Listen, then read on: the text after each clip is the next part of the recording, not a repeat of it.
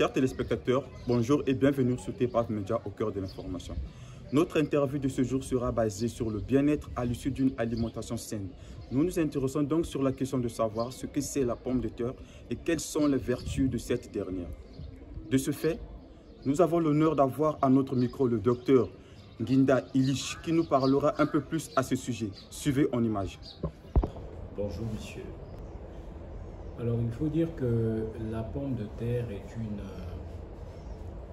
une plante que les scientifiques reconnaissent par le nom Solanum tuberosum. C'est une plante qui, de par sa particularité, elle nourrit beaucoup de populations à travers le monde. Et d'ailleurs, chez nous, au Congo, elle a fait l'objet d'une plante particulière dans la localité de Djambala. On parlait même de la pomme de terre de Djambala. Et avec l'extraversion du modèle de consommation, vous allez remarquer que c'est l'un des produits les plus sollicités par les différentes activités commerciales.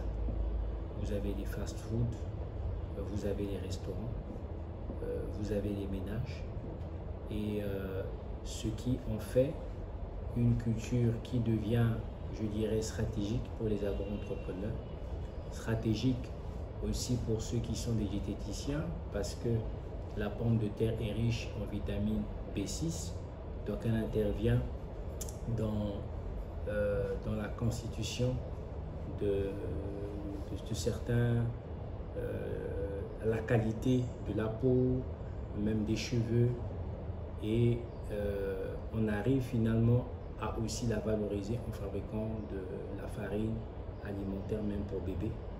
Et ça fait que sous dessus vous avez toute une industrie autour de la pomme de terre. Alors je veux dire que vous savez, la semence pour la pomme de terre, elle est assez stratégique parce que lorsque vous voyez la structure des charges de production de la pomme de terre, la semence de pomme de terre représente 68% de charge. Vous voyez le compte de résultat.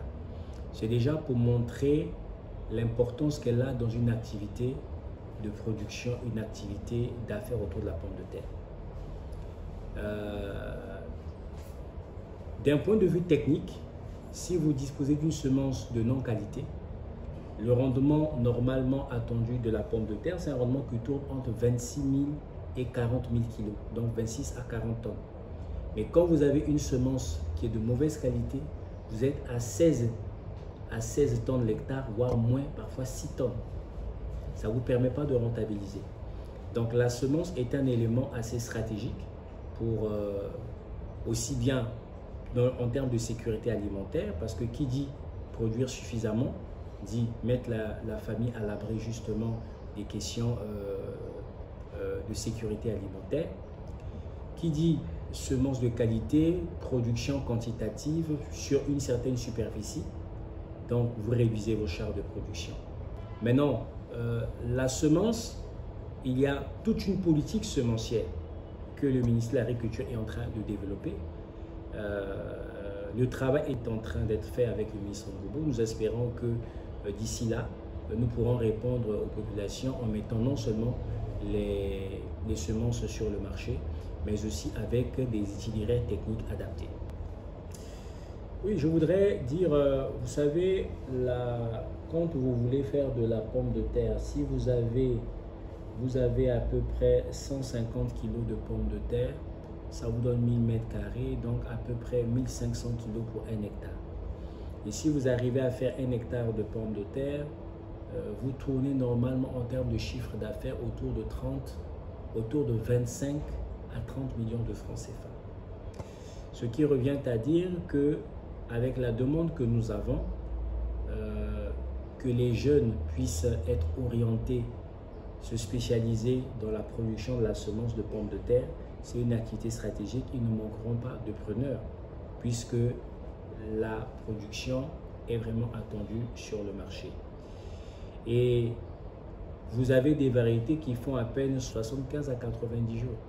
Supposez alors si un jeune peut mettre en place une culture de pommes de terre sur 1 hectare, alors imaginez un peu ce qu'il peut avoir en 3 mois pour des charges structurelles, les charges de structure qui tournent autour de, à l'hectare, qui tourneraient autour de 1 million à 1,2 million pour avoir un chiffre d'affaires autour de 20-25 millions, ce qui revient à dire que c'est assez intéressant.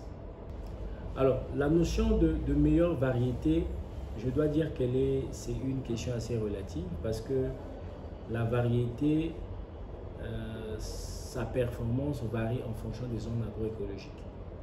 Je vous ai dit que nous avons eu une dégénérescence variétale.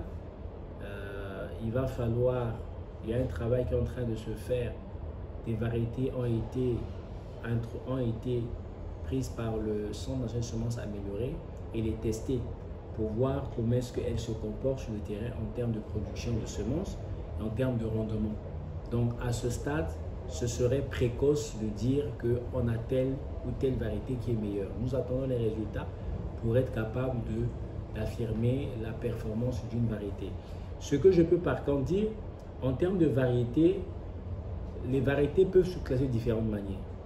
On peut les classer en fonction de l'usage. Vous avez par exemple des variétés qui sont plus adaptées à faire des frites.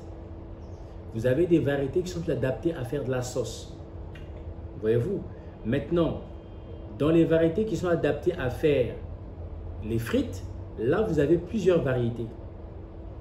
Donc, une des choses, c'est que on les a déjà catégorisées par rapport à cet usage. Maintenant, pour se prononcer sur leur performance, il va falloir avoir des résultats sur le terrain. Quand on a essayé de produire de la semence, quelle est la variété qui, dans les conditions locales, a donné une quantité plus importante, a pu être tolérante ou résistante aux maladies localement.